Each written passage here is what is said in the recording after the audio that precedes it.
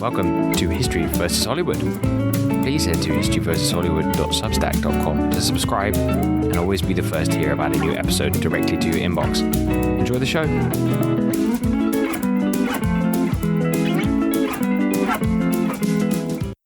Hello, and welcome to another episode of History vs. Hollywood. My name is Jack Cooper, and we're back again today for part 2 of our series on Saigo Takamori, the inspiration for the character Katsumoto in the absolutely fantastic Tom Cruise starring film The Last Samurai. I'm on my own today, which is a shame, but Charlie, who usually joins me, my brother, is down with a migraine, so I will have to steady the ship myself. Last time, we introduced you to the character of Saigo Takamori. He became a rising political star, dedicated to the ideals of Confucianism, loyalty, honor, and Bushido, as dedicated to those as he was to his daimyo or his lord, Shumatsu Nariakira, who he'd recently joined as he'd skyrocketed through the ranks up to the top of Satsuma political life. He'd gone with his lord on a trip to Edo, and there had been involved in the political machinations of the goings-on of feudal Japan, the late-stage feudal Japan. Whilst he was there, he'd been introduced to this ideology, Mito learning, which encouraged the moving away of shogunal domination of Japan towards an imperial, unified country with reverence to the emperor, and he'd been basically absolutely smitten by it. Nariakira and him had gone about trying to install a successor to the shogunate that would promote this ideology. And it was all going very well until, unfortunately, Nariakira suddenly died, possibly poisoned. Saigo had gained all of his political clout from his close relationship with Nariakira, and as such was left without political protection. His staff was fully in the descendant all of a sudden, and because he'd been working against the shogunate, he was a man on the run. Him and a friend, a monk called Gesho, fled back to the Satsuma domain from Kyoto. Saigo was offered sanctuary, but Gesho was not. Because of this, they decided no more running, and they took a boat out into Kagoshima Bay and threw themselves into the icy water. And that was where we left off last time. So we'll be picking up the story there today. But just before we get into it, I'd like to ask you a favor. I've been putting these at the end of the show, and I've been told that that's not the best place to do it because maybe by the end of the show you might not still be listening. However, I would really like to encourage you to support me in any way you can, and you can do that completely for free in a number of ways. So let me just run through them quickly. Firstly, well, if you're listening to this directly on Substack, give it a like, give it a restack. You can subscribe for free to follow me, or you can follow me as well. If you're really keen on it, you can add me to your recommendations. That would be absolutely amazing. If you're listening on Spotify, you can give us a follow. Perhaps you can leave us a review. Really helps juice the algorithm. If you're on YouTube, subscribe, like. Yeah, that would just be amazing. Wherever else you're listening, yeah, please, any engagement, I will try my best to answer things as quickly as I can. So, before we get back into it, let me tell you a little bit why I think it's important to study stories such as Saigo Takamori's, and why, as a modern listener, you might still get some benefit out of listening about this story of a man who lived almost 200 years ago. First of all, Saigo's life, as we will see over the next few episodes, is essentially a microcosm of Japan's transformation from a feudal to a modern power. It really is. Japan, you could argue, is the last holdout of feudalism, almost globally. And yeah, that alone, the feudal transformation, the Meiji Restoration of Japan alone is extremely interesting because it really did possibly begin the modern age, you could argue. Also, his story is very interesting. You see a man who's trying to balance modernity and tradition, and how to do that without, losing your soul. How do you prepare for the future without losing the good things that have made your culture so special in the past? Something that we're definitely dealing with at the future, at the moment, as we see new technologies, a highly polarized world, the rise of AI, and so on. How do we adopt all of these without losing who we are as humans? And Saigo's story is a very interesting investigation to that. It's also a cautionary tale about the potential, well, the likely downfalls of living in an extremely polarized society. We currently live, especially in the West, in an extremely polarized political society, with many political elections in this past year being split almost 50-50 between hard right and hard left parties. This is what was happening in the time of Saigo Takamori. You were either a pro-shogunate or a pro-imperial, and never the twain shall meet. And it led to an enormous amount of violence and social upheaval. So there's some lessons we can take there as well. Saigo, in this political turmoil that we're about to get into, would come out revered as a hero, but it would eventually be haunted by some of the choices that he made that would reshape Japan. And so just before we get back into the story again, I thought it might be interesting to just read you another little bit of Saigo's poetry to give you an idea of his mentality going forward into this next section. So bear with me. On this autumn day, I again cast myself into the fray. The steamship billows black smoke as it speeds me south to north. The court wields its authority not, and iniquitous designs hold sway. Oh, to be an autumn maple leaf and fall by the imperial palace. Okay, let's get back into it then. So as you say, last time we left you, Saigo had just thrown himself into the icy waters of Kagoshima Bay, inhaled salt water, and consigned himself to death. However, Saigo and Gesho were not the only two people on that boat on Kagoshima Day that night. The crew, having left Saigo and Gesho to their own machinations in the bow of the boat, heard the splash after they threw themselves in and went into an immediate sort of panic to stop the boat and turn it around and go back to collect them, even going so far as to slashing the sails. They come back. Obviously, this isn't a motorboat. This is an old sailing ship. But they do eventually come back to where Saigo and Gesho had thrown themselves in. They find them still sort of wrapped in a frozen embrace. And they pull them out the water, make it to shore as quickly as they can, build a fire, and try desperately to recover these two. Gesho, unfortunately, but Saigo, the big man, big constitution, was eventually revived. It would be a number of weeks before he fully regained consciousness. But when he did, he was so embarrassed. Not only had he survived when Gesho had died, this pure soul, this monk had died. The choice to commit suicide by drowning was actually seen as sort of a woman's way of committing suicide in this time period. And the fact that he'd survived it was doubly embarrassing. So as soon as he woke up, the first thing he did is he sort of grabbed for his swords and tried to commit seppuku. Luckily for Saigo, and, arguably lucky for Japan as well, his family wrestled the swords away from him and managed to convince him that he should choose life. They posed him with the question, why did you survive? Perhaps this mission that you've been put on Earth to fulfill has not yet been completed. And so Saigo took this to his core and decided he would live, but he would only live if he found a cause noble enough to justify his survival when Gesho had died. So, we're there with Saigo now at the moment. So, he's alive.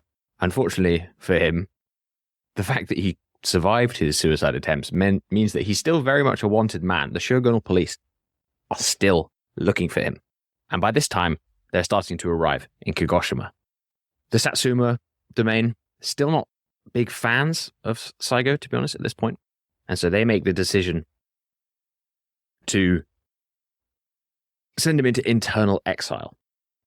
Okay, they're not going to hand him over. They're going to pretend he's dead. They're going to fake his death, essentially. So they're going to send him into internal exile. And to prove this, they hand over the body of Gesho. They're like, look, Saigo and Gesho, they killed themselves. We're really sorry, but we only recovered the one body. And whilst this is all going on, Saigo is sort of secreted away from Kagoshima by steamship. I mentioned in the last episode that the Satsuma domain are one of the few domains in Japan with connections to the outside world. And that was because of their rulership of the Ryukyu kingdom. And that's exactly where Saigo is going to be sent. So declared dead in 1858, he boards a steamship bound for the island of Amami Oshima. So I'll tell you a little bit about that.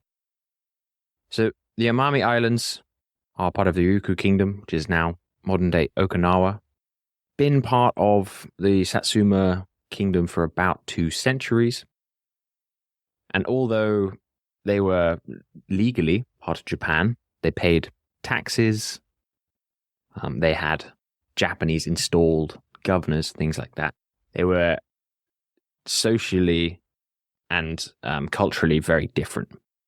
So there are lots of things that would have been unfamiliar for a mainlander like Saigo. They had a completely different religious system. So they had a religious focus where each of the villages had a matriarch, sort of priestess, that was the center of their religious practices. They did cultural practices that would have been horrifying to a mainland samurai, such as the tattooing of the hands of women when they came of age, and then the other hand when they were married. They did slightly strange things like burying their dead for 3 years and then digging them up and then putting them in communal caves. Lots of activities that were present in Neolithic Japan, but it sort of died out on the mainland. So Saigo turns up in this completely culturally different place, and he's a bit shocked at first. On top of that, he's shocked by what he sees as the injustices that are present on the island. In about 1750, the Satsuma domain had realized there was an awful lot of money to be made in sugarcane, and so had decided to outsource the sugarcane production to the Amami Oshima island. They had gotten rid of all of the rice farming, which is best done by small individual farmers, and replaced it with sugarcane farming, which requires a lot of manpower. You need a lot of bodies to farm sugarcane effectively. And to make up for that fact, they'd actually turned to slavery. So the island was essentially run by a group of toughs, an oligarchy of sugarcane barons, essentially, and they'd enslaved most of the rest of the island. So Saigo turned up and he saw abject poverty, cruelty at every corner, and he was in a completely different cultural place. So he really was in the backwaters, both politically, and physically now as well. So he turned up.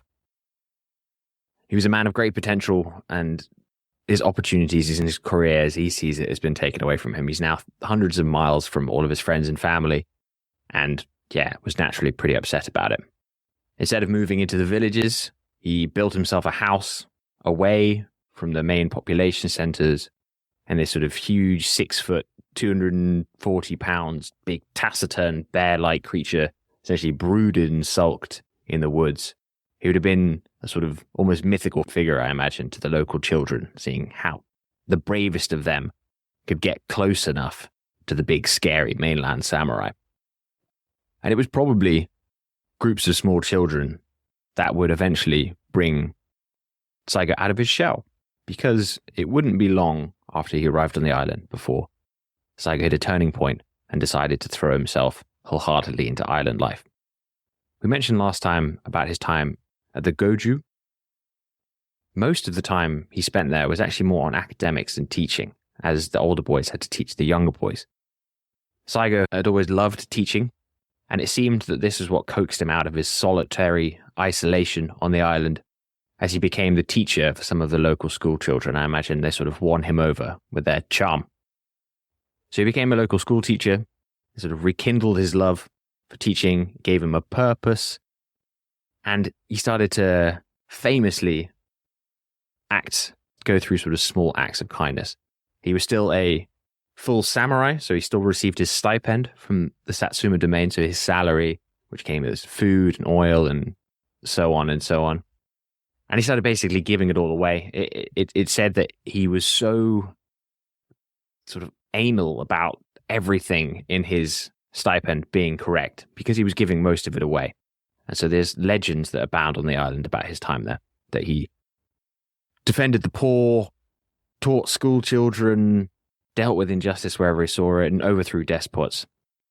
Probably not all true, but it does give you an indication of the positive impact that he was to have on this island.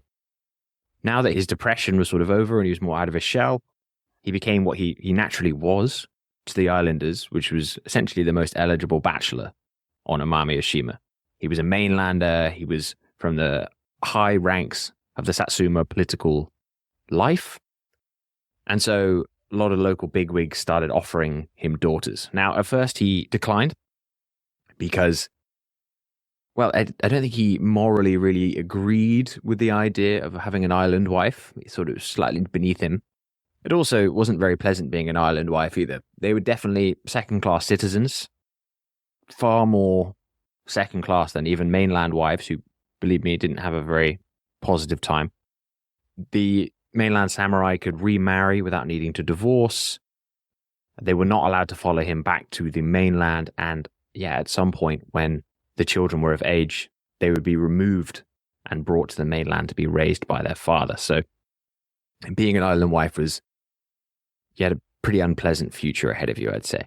A lot of heartbreak. But eventually he was swayed, and he married a woman called Otama Kane, or more famously known by her nickname of Aigana. She was a member of a prominent local family of the Ryukyu Kingdom, so they were clearly local bigwigs indeed. And their union, it might not have been passionate, but it was certainly stable and full of joy, and she gave Saigo 2 little children in the time that he was on the island. He spent about 4 years on the island in total. And it seemed overall that Saigo was very happy on Amami Oshima. He'd always had this duality in him, being split between wanting to be involved in the great political machinations of the world and the fact that he was kind of a simple guy whose main hobbies were fishing, building straw sandals, going hunting with his friends. And at this time, he was miles away from Japanese politics, and he just let go of it. And I think he found some peace for one time in his life. He wouldn't have a very peaceful life going forward, but I think this was one time where he was genuinely very happy. And he consigned himself to never going back. However, big events were occurring on the mainland. And in 1862, a ship arrived with a letter, and Saigo was being summoned back to Kagoshima by the new daimyo, Shimatsu Hisamitsu.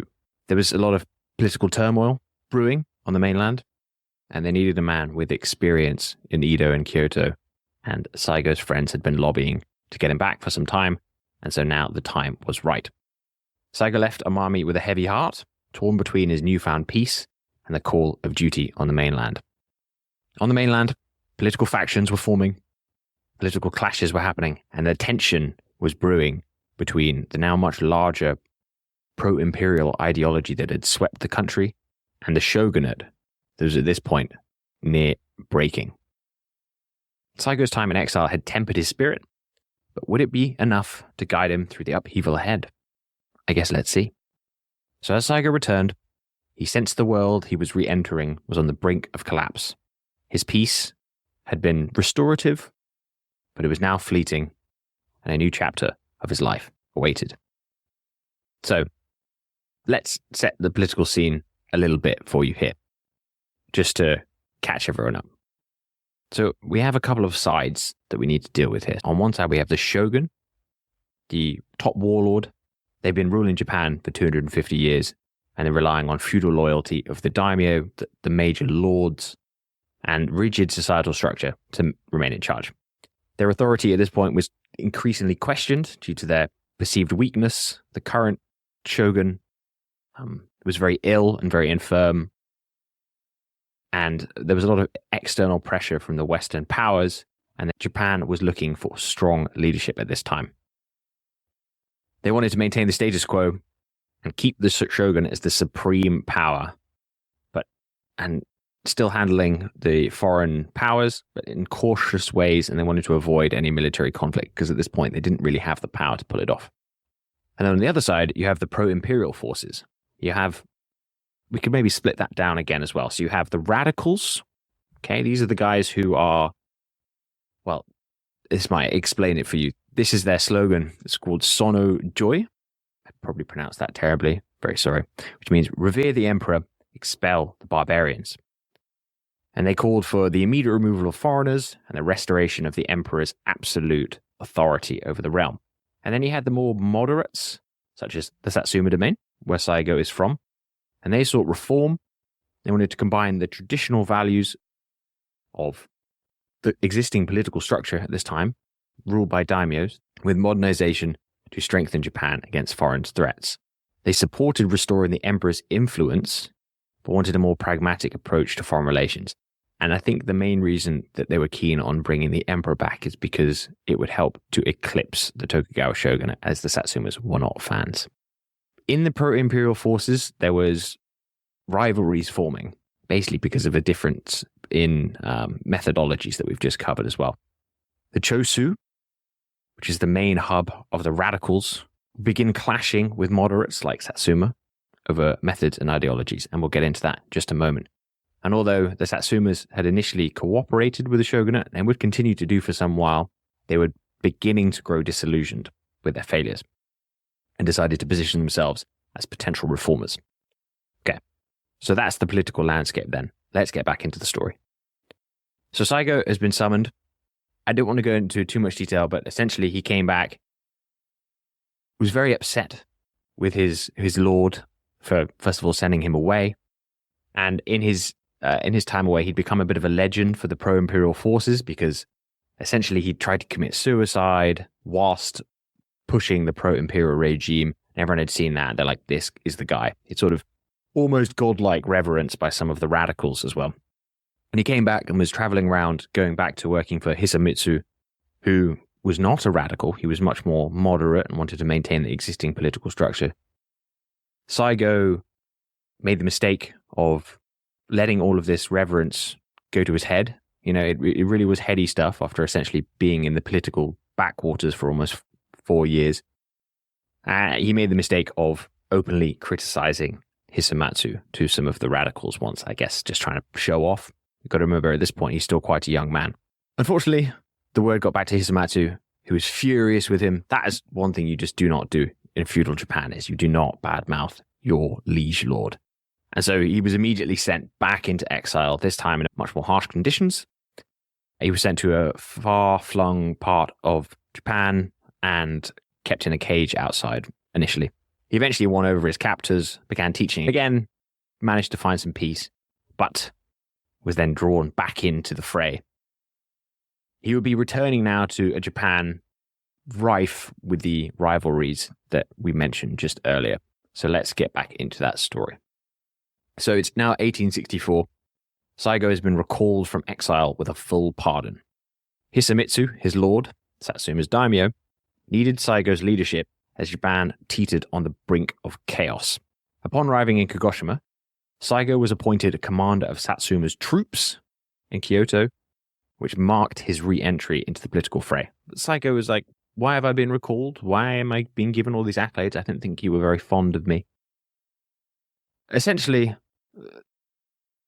in his absence, Japan's political system had fallen into absolute collapse. The daimyo were deeply divided. Satsuma had tried to set up a new government in Saigo's absence called the Kobugotai, which was essentially a government consisting of daimyo. The idea was hopefully to bring the shogunate down to the same level as everyone else, but it wasn't really happening, and that was a problem. The daimyo were very deeply divided, and they were essentially unable to unite due to their old rivalries. The imperial court, who Saigo had encouraged to get into politics recently, because of the fact they'd spent almost 200 years not being involved in politics, they were extremely inexperienced, and their symbolic nature meant that they were struggling to assert any real authority now that they were trying to get involved. They're essentially just making things more difficult for everyone. Hits and Keiki, once Saigo's ally, that him and his old daimyo Narikira had been pushing to be the next shogun in the previous episode, was now looking extremely ambitious and was looking to consolidate his power. And everyone was starting to get a little concerned about this. Essentially, the system wasn't working. They needed some fresh blood, and the Satsuma domain could smell trouble and decided that Saigo might be the man to help them out. Saigo arrived, realized the severity of the situation. They needed strong, decisive leadership in the capital to break the political deadlock, and Saigo was going to be at the center of this effort. So, let's talk a little bit about the Chosu again, as there is a crisis fomenting that will change the future of Japanese history. The Chosu domain, another domain similar to Satsuma, but as I say, chock-a-block to the top full of pro-imperial radicals. They're about to split 50-50 though. There is still people in the political system over there that are pro-shogunate. The problem is they don't have a daimyo, so it's a sort of more split, easily swayable domain. The domain that was emboldened by its pro-imperial leaders had persuaded the imperial court. They had quite a lot of sway over there because, as I say, there were a lot of pro-imperialists, so obviously the imperial court was very fond of them. They'd managed to sway the imperial court into some of their more radical views of Sono Joy, which included the expulsion of foreigners. So the imperial court puts out an announcement being like, you've got 2 months, all the foreigners are going to be kicked out. The shogunate, blindsided by this, unexpected, didn't know how to react and thought the only way that they could save face was just to agree. This weakness by the shogunate led to national embarrassment, as it essentially looked like they were going to renege on a lot of the policies and agreements they'd made with the Western powers, which obviously riled them up and made Japan's situation more vulnerable. Furious at the Chosu's manipulation of the court, the Satsumas, on the more moderate side, staged a palace coup, and they quickly seized control of the imperial palace, expelled all of the Chosu, and installed their own soldiers as the guards of the imperial palace. So overnight, the Satsumas basically came in and kicked the pro-imperial radicals out. Saigo was the commander of the Satsuma forces in Kyoto, so he was at the center of this operation. Then, to everybody's surprise, the Chosu counterattacked, and this time there was an actual battle. The coup before by Satsuma had essentially been bloodless, but now the Chosu gathered some 2,000 forces in Kyoto, and they launched an outright attack on the imperial palace. Saigo, being the man of action he is, took command of the defenses and led Satsuma's forces into a fierce battle. Through withering volleys of rifle and cannon fire, Saigo held off the Chosu through wave after wave of attack. And Saigo himself was in the thick of it the whole time. You imagine this enormous guy, sword swinging, rifles firing. He was in such the thick of it that he took a wound in the fray, but he held off long enough and defended the imperial palace for more Satsuma and imperial soldiers to arrive and relieve them and break the siege.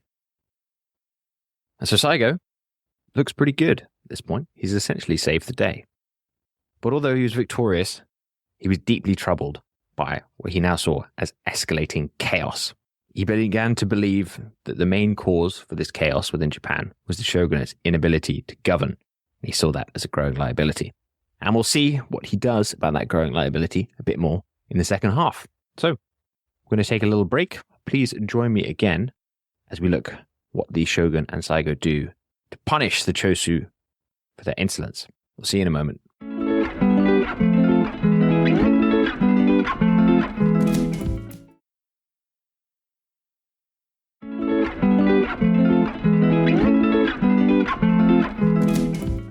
Hello and welcome back. Just before the break, we left off. Saigo's just fought off the Chosu as they tried to attack the imperial palace to punish the Satsuma for their coup and kick them out. So after this battle, not only does Saigo look great, but the shogun is obviously still pretty upset with the Chosu, and they push for a hard campaign to punish the Chosu for their attack on the imperial palace. Saigo agreed. At this point, the Chosu not looking good. Attacking the emperor's domain doesn't sit very well with Saigo's view on.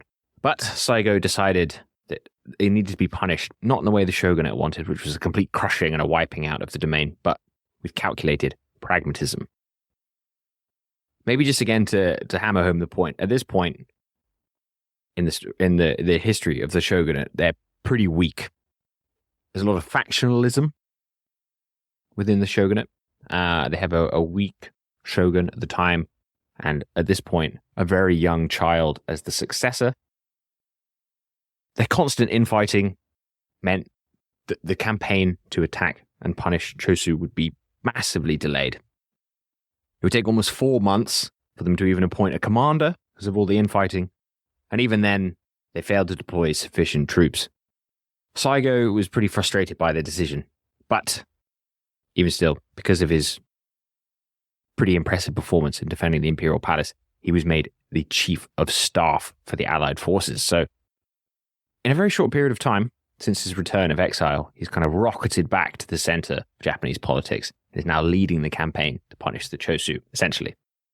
There is a Tokugawa house member technically in charge, a crown prince or something like that. But yeah, at the end of the day, it looks like Saigo is in the driving seat. So what was Saigo's strategy? First of all, he wanted to confront the Chosu, of course. They would need to be confronted with overwhelming force, but he didn't want to completely demolish them. He wanted to secure a limited surrender and avoid any unnecessary bloodshed. Saigo knew that at this point, with the pressure coming in from the Western imperial forces, poking for weaknesses all over, that Japan needed to be unified and they needed every domain to be as strong as they could be. So he wanted to defeat them, but he wanted to leave their strength untouched, essentially. He wanted to ensure as well that Chosu leaders were held accountable for their actions, but the domain itself would be, still stable and strong. And on top of that, he wanted to strengthen the imperial authority a little bit, and if he could get away with it, make the shogunate look bad. And you'd be pleased to know, he did exactly that. So, Saigo, being the sort of brave chap he is, instead of marching into Chosu with his armed forces, he says, I'm going there myself. I'm going to go speak to the Chosu guys. I want to tell them my plan. And if they kill me, well, then you know that they're not worth saving, and then you can roll in with the armed forces. But if they don't, then we can save some face, save some lives, and still achieve what we need to. So he travels alone, well, not alone, but without his army, to Chosu and demands a formal surrender, which included the heads of those responsible for the attack on the imperial palace. He then comes back, and after a little bit of deliberation, the Chosu agreed. They saw Saigo would come. He'd been extremely polite and explained the situation to them. That and the massive army backing him that he hadn't used yet convinced them that maybe this Saigo guy wasn't so bad. So the lords who'd been in charge of the attack on the imperial palace committed seppuku, and then their heads were then sent to Saigo. So job's a good one, basically.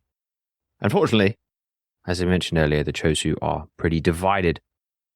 And so shortly after the surrender, Chosu fractured into a pro and anti-shogunate factions, which, then threatened the stability. Essentially, the realm fell into civil war. So far, it was going very well for Saigo, but then his bloodless coup collapses into civil war within the Chosu domain. So again, Saigo travels back into the domain personally. He met with the anti-shogunate faction. Despite all risks, they weren't keen on him either. They were radicals, and he was representing the shogunate at that point. And he convinced them to align with Satsuma and the imperial cause, and basically realized that, this isn't the time to be fighting amongst yourselves. In the future, we're going to have a real enemy, and that will be the shogunate. So the civil war stops. Again, Saigo looks pretty good. Once again, saved the day. And comes back, and he's laid the groundwork for what will become a really important alliance in the future, which is when Satsuma and Chosu will eventually kiss and make up. But we'll get into that in just a moment. So, Saigo's success and diplomacy not only made him look good, but it really highlighted the irrelevance of the shogunate. In this entire campaign against the Chosu, they'd not covered themselves in any glory, and it further undermined their authority. The planning had been terrible. Saigo had to save the day, and it set the stage for, future conflicts, but we'll get into that a bit more. Saigo was now definitely the man of the hour. I mean, he'd absolutely nailed it. He'd almost single-handedly solved a major political crisis, saved loads of lives, and saved the realm.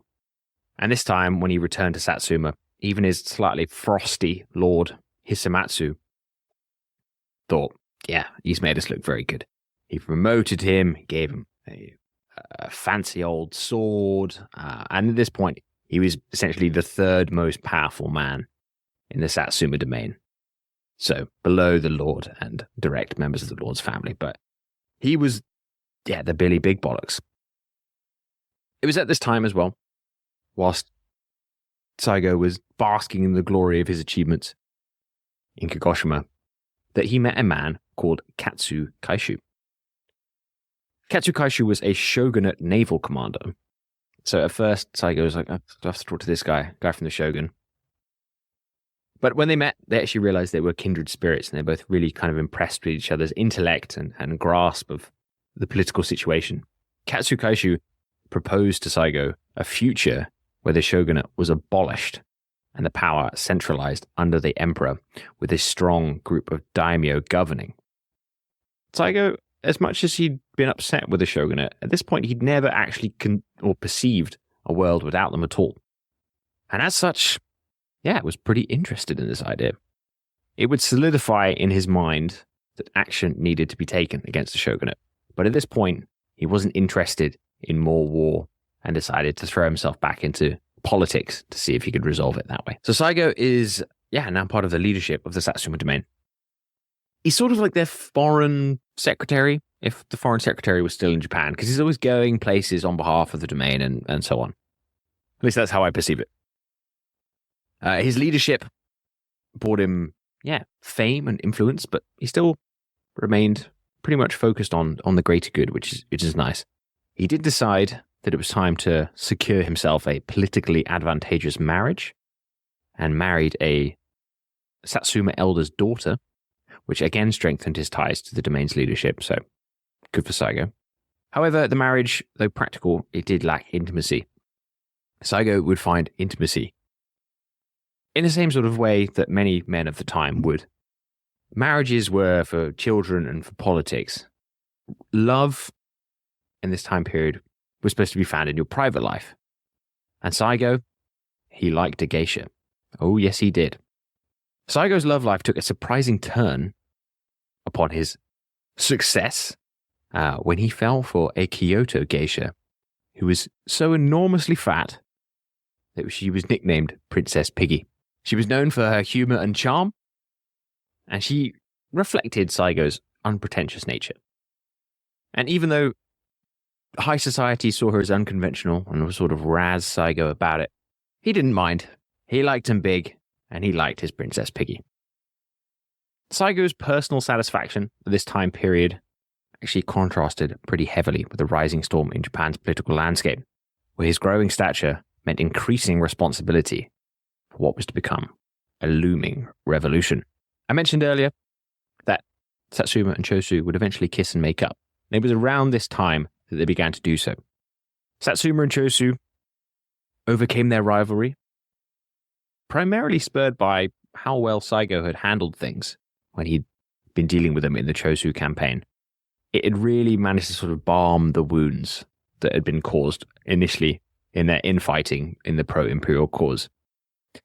They knew that the enemy of my enemy is my friend, and both of them knew that the real enemy in Japan was the shogunate.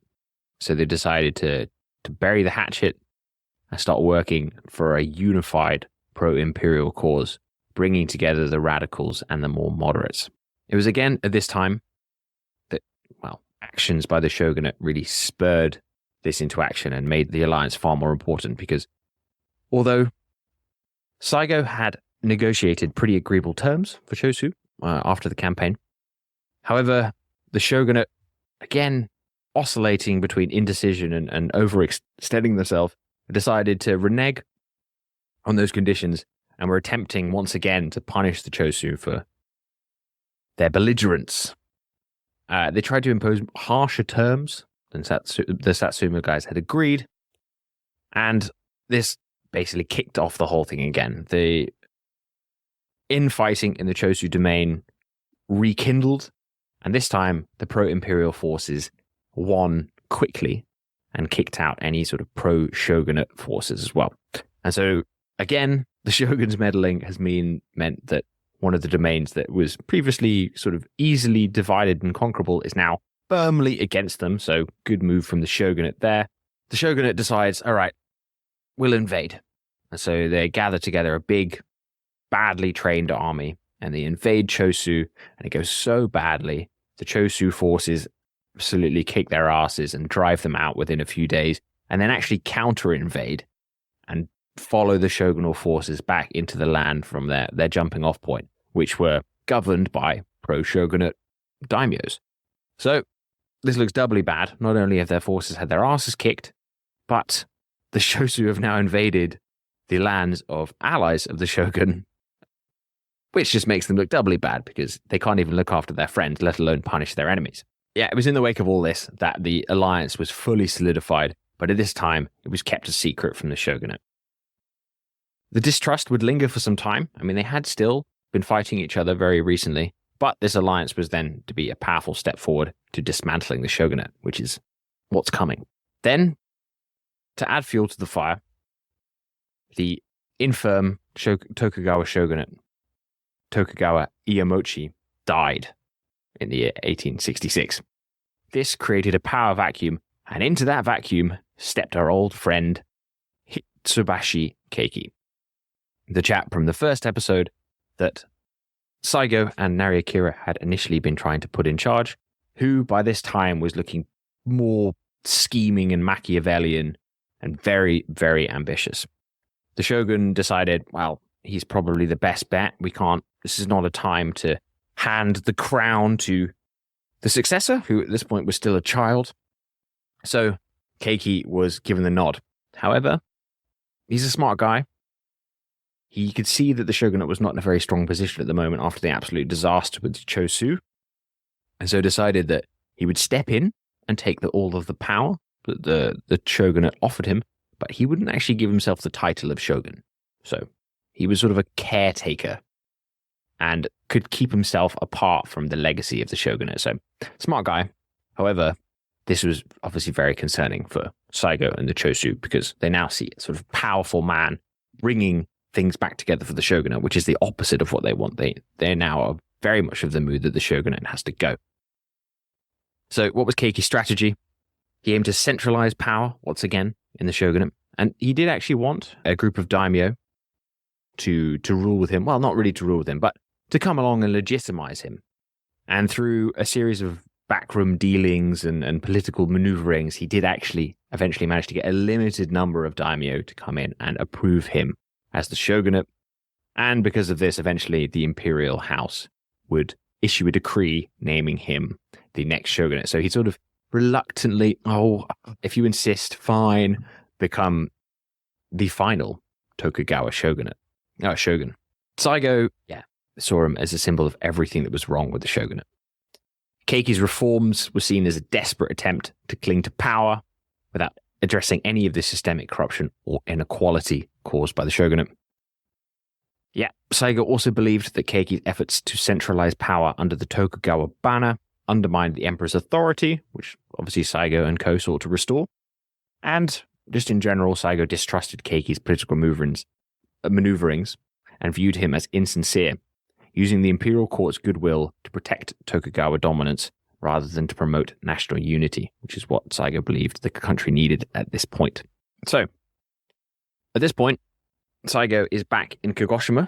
He's preparing for the inevitable. He now sees that there's probably going to come to war. This Keiki guy, we can't politically outmaneuver him. He is a political beast.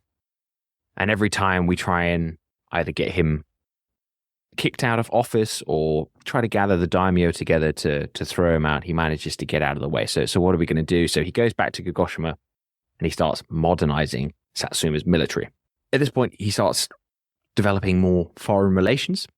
So he manages to meet a Brit, would you know it? The English ambassador, who is in Kagoshima, who's come to sniff out the situation and see, how's this whole political turmoil going to turn out Japan? Who can we do business with? And so Saigo meets him, and the Brit explains that England and the Western powers will never want to do business with the Japanese until they are one nation under one monarch. And this further reinforces Saigo's belief that the shogunate's got to go and the emperor needs to be in charge.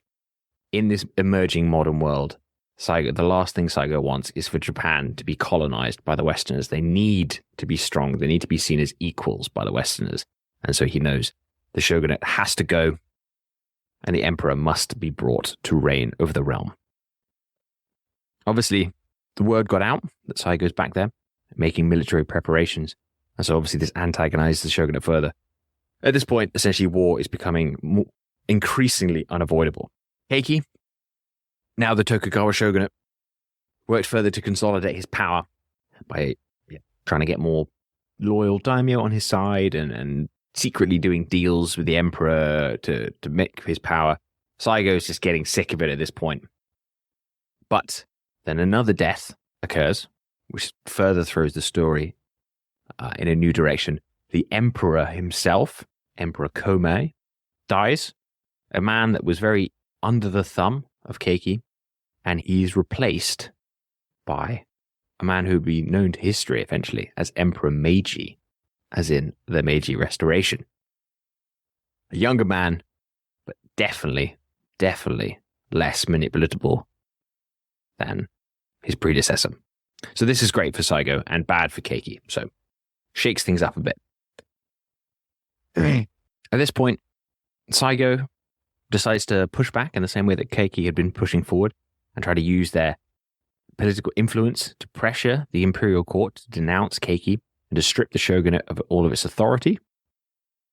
On top of that, he sends Ronin, the lordless samurai from such fantastically bad films as the 47 Ronin, which I watched the other day, all about Keanu Reeves being a sort of half Japanese samurai and fighting monsters and stuff like that. It's kind of fun. I don't know if I recommend it, but maybe it'd be interesting.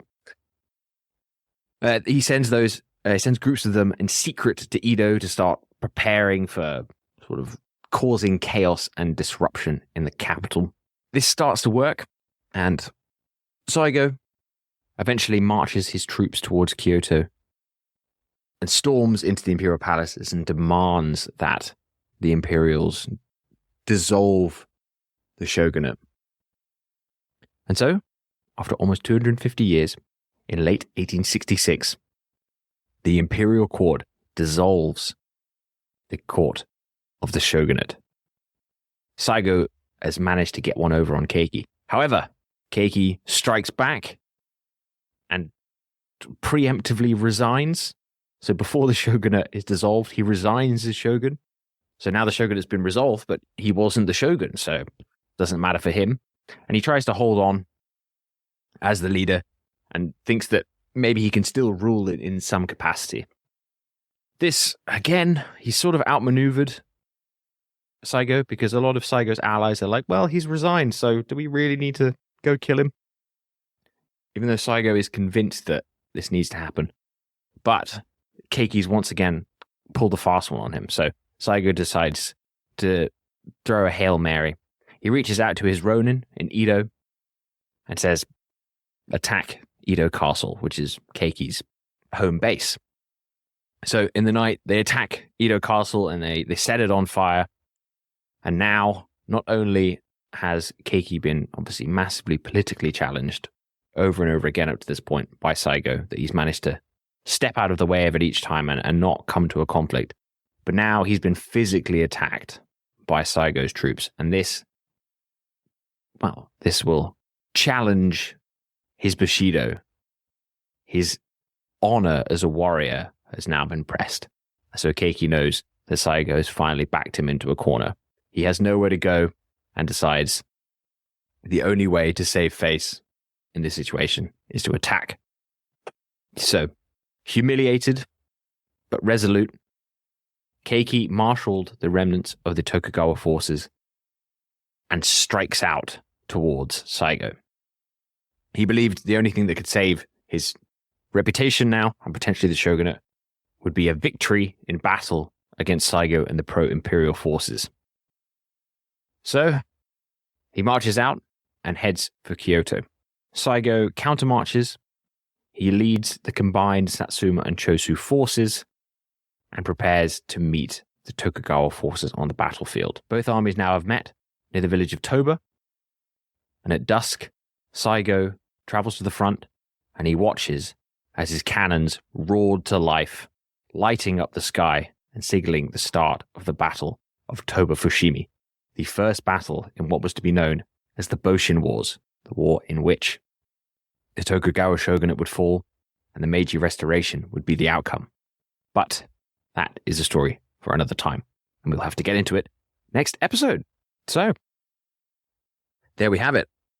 We are now at the point of the story in Saigo's life where he's personally leading the fight against the Tokugawa shogunate. So it's all very exciting. Next episode, we're going to get into the Boshin Wars themselves, how Saigo leads the pro-imperial forces and overthrows the shogunate, the Meiji Restoration, and the role that Saigo will play in the Meiji Restoration itself. And then we'll also start taking a look about some of the impacts that the Meiji Restoration has on Japan as a country and potential negative implications it has for Saigo himself as a member of the samurai class. So it's all very exciting. And yeah, I hope you are excited for it too, and will be joining me next time. Before we close off today, sorry Charlie couldn't be here. He will hopefully be back with us next time to provide his rather entertaining insights. Until then, I'd like to once again please ask if you could leave a review or a like wherever you are. You can subscribe. If you're on YouTube, you can follow us. If you're on Spotify, or you can subscribe directly to the newsletter, and then you'll be the first to hear about any new episodes as they will go directly into your mailbox. Yeah, so thank you very much. This has been another episode of History vs. Hollywood. I am Jack Cooper, and I will see you next week for part 3 of the story of Saigo Takamori.